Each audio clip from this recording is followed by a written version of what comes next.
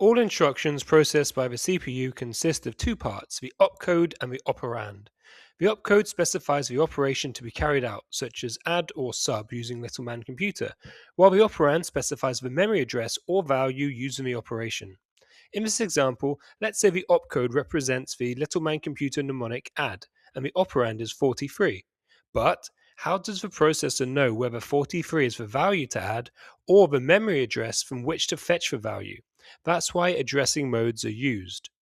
The addressing mode determines how the operand is interpreted and is usually specified separately from the opcode. There are four addressing modes you need to know and how they work with assembly language, specifically Little Man Computer.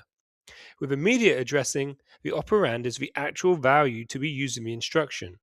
So the instruction load free will load free into the accumulator. The benefit of immediate addressing is that access to the value is very fast as no memory fetch is required, but the value is limited by the size of the operand, for example 256 possible values with an 8-bit operand. With direct addressing, the operand contains the memory address where the data is stored. Direct addressing is used in Little Man Computer. In this example, load free fetches the value from memory address 3, which is 5, and loads that into the accumulator.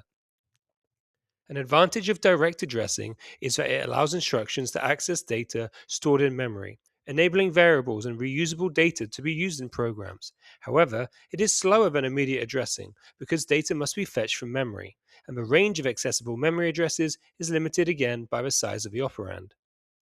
With indirect addressing, the operand contains the address of another address where the data is stored.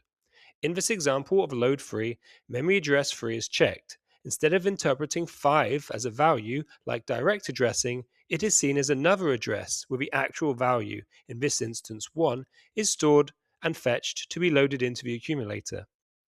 Let's say an operand is limited to 8 bits, so it can access 256 addresses. In memory address 200 could be the value 1000, so with indirect addressing, the number of accessible addresses is not limited to the operand's size.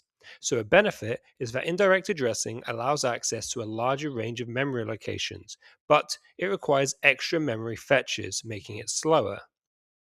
Finally, is indexed addressing. With this type of addressing, the value of the operand is added to the value in an index register to calculate the final memory address. So in this example, load free will add 3 to the current value of the index register, which is 1, making 4. The value from that address is fetched, so 8 is loaded into the accumulator.